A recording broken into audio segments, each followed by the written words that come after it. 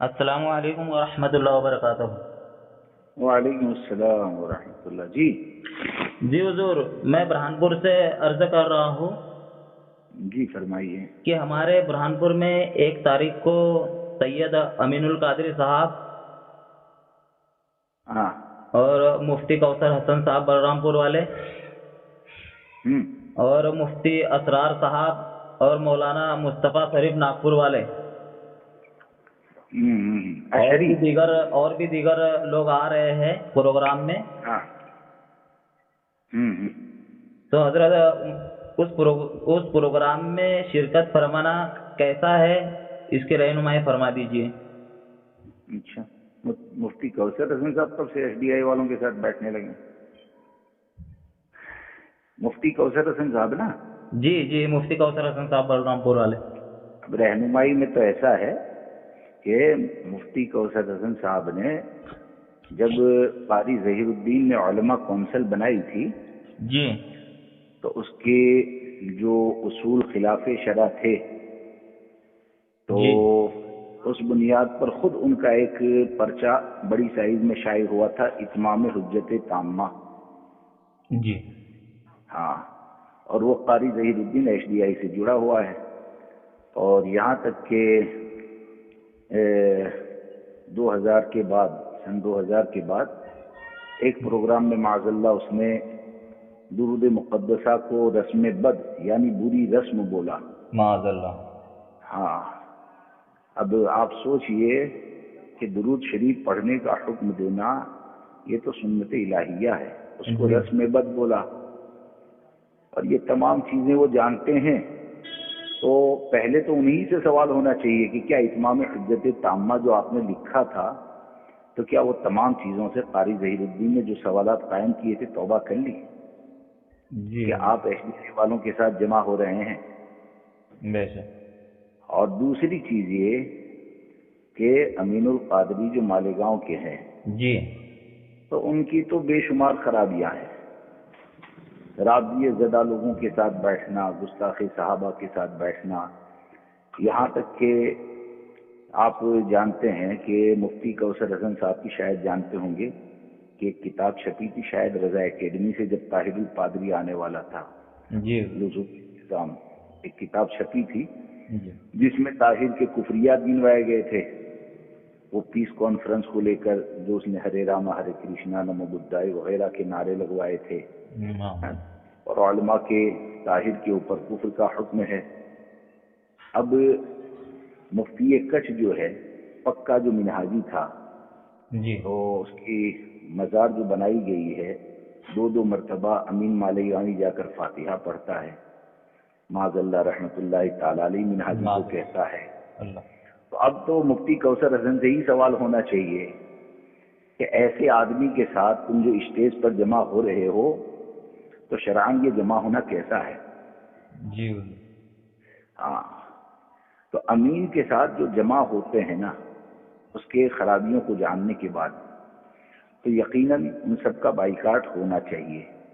اور یہاں پر تو مفتی کوثر حسن صاحب اتمام حجت تامہ لکھے تھے، ان کو پتہ بھی ہے خرابیاں کیا ہے، اس کے بعد بھی پہلی کی تحریر کو صرف حضور تاج شریعہ کی عناد میں بھول گئے، جو پہلے جو شرعی تقاضوں کو لے کر انہوں نے تحریر کیا تھا وہ سب بھول کر اب معاذ اللہ رب العالمین ایسے لوگوں کے ساتھ اتحاد کر کے یہ خود اپنی حیثیت بتا رہے ہیں، تو ظاہر سی بات ہے ان کا تو بائیکاٹ ہی ہونا چاہیے۔ بے شک، ان کا تو بائیکاٹ ہی ہونا چاہیے۔ جی حضور۔ اور کتنے معاملات ہیں، کتنے معاملات ہیں۔ اب یہ کہ ابھی ہوا ہی ایسی چلی ہے، آپ دیکھو نا یہ اشعریوں کا جو معاملہ ہے، ٹھیک ہے، جی تو غلام محمد پر حضرت نے جو حکم شرع بتایا، ٹھیک ہے، بغیر ثبوت شرعی کے کفر کا حکم دے دیا۔ جی اب مفتی کوثر حسن ہے کہ معاذ اللہ فتح و رضیہ شریف کی عبارتوں کو کاٹ کر اس کو بے گناہ ثابت کرنے پر تلے ہوئے ہیں، معاذ اللہ۔ یہاں تک کہ عبید اللہ کو بٹھا لیا اور توبہ وغیرہ کا وہ کروا کے، حالانکہ عبید اللہ کی بے شمار گمراہیت والی باتیں ہیں، تو مہلت نہیں، کچھ بھی نہیں، بس توبہ کر لی. اشرفیہ والے بھی بلاتے ہیں. اور اس کے بعد ابھی 1-1.5 مہینے پہلے ہوا یہ کہ احمد آباد میں عبید اللہ دیوبندیوں کے ساتھ اسٹیج پہ بیٹھا, جی قاری احمد علی کے ساتھ, یعنی یہ توبہ کے بعد. جی اور اس پروگرام کو اگر صرف سیاسی کہتے ہیں تو میں اس کا انکار اس لیے کرتا ہوں کہ قاری احمد علی نے اسی اسٹیج پر یہ کہا کہ بھائی سنی, دیوبندی, وہابی, یہ تمام چیزیں بھول جاؤ. جی اب آپ سوچئے کہ یہ چیزیں اگر بھول گئے اور گستاخوں کی گستاخیاں بھول کر ان کو مسلمان مان لیے تو لوگوں کی ایمان کا کیا ہوگا؟ بے شک. ہاں, تو کئی سوالات ہیں.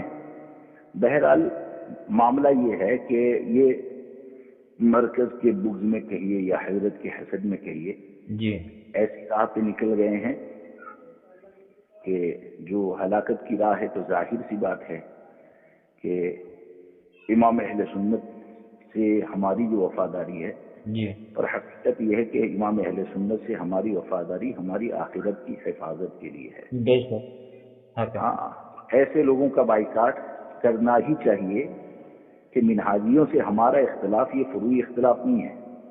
جی ہاں, منہاجیوں سے ہمارا اختلاف فروعی اختلاف نہیں ہے. وہ عبید اللہ اعظمی یعنی سنی, دیوبندی, وہابی, اس کو کہتا ہے کہ بھائی قرآن نے تو سماکم المسلمین, نام تو مسلمان ہی رکھا ہے. جی اب آج کے وقت میں بولے کہ سنی, دیوبندی, وہابی یہ سب کرتے ہو, تو کوئی عبید اللہ کو پلٹ کے یہ نہیں پوچھتا ہے گستاخ رسول کا نام کیا قرآن نے مسلمان رکھا ہے؟ تو اس طرح لوگوں کو دھوکہ دینے والا اور بار بار اہل سنت و جماعت کے عقیدے کے خلاف بولنے والا عبید اللہ, جی ان سب سے ان کے اتحاد ہو رہے ہیں. اشریوں کے, مصطفیٰ شریف کے, کوثر حسن کی, یہ سب چیزیں ان کو نظر نہیں آ رہی ہے. اور ابھی جیسے ہی آپ لوگوں کو روکنے کی کوشش کریں گے نا, جی تو ہمارے اوپر الزام یہ ہوگا کہ یہ اہل سنت کا شیراجہ منتشر کر رہے ہیں. ہاں, عبید اللہ دیوبندی کی گود میں بیٹھ کر اہل سنت کا فائدہ کر رہا ہے, معاذ اللہ. اور ہم اگر حق بات بتاتے ہیں تو کہا جاتا ہے کہ شیراجہ منتشر کر رہے ہیں, یہ کر رہے ہیں, وہ کر رہے ہیں. اللہ تبارک و تعالی حفاظت فرمائے. آمین. ایسے پروگرام کا بالکل بائیکاٹ ہونا چاہیے. اور کوئی سوال آپ کا ہے تو بتائیے. جی حضور, نہیں بس ہم تو یہی پوچھنا چاہتے تھے. جیسے ہمارے دوست برادر لوگ یہی پوچھ رہے تھے ہم سے کہ اپنے کو پروگرام میں چلنا ہے. تو جیسا ہمارے سننے میں آیا تھا کہ ہمارے دوست لوگ ہیں, کچھ لوگ جو مطلب سنی ہی ہے بولتے ہیں اپنے آپ کو. تو ہم جیسا میں جیلانی میاں سے مرید ہوں, ہر ہم مسلک کا کام کرنے کی کوشش کرتے ہیں. تو جیسا ہم یہ سوچ رہے تھے کہ ہمارے رہنماؤں سے ہم لوگ پوچھیں گے کہ کیا ہے مسئلہ, ہم درست کروائیں گے. ہم نے تو ایسا سنا ہے ان کے بارے میں, تو ہم لوگ پوچھیں گے. پھر حضرت سے ہم پوچھ کے پھر آپ کو بتائیں گے جانا نہیں جانا ہے. ہم ایسے ڈائریکٹ تھوڑی نہ جا سکتے.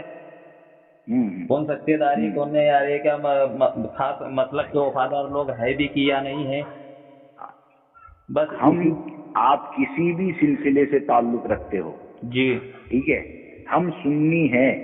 جی, اور حسام الحرمین میں جن کو کافر کہا گیا ہے, ہر سلسلے والے کو وہی ماننا پڑے گا.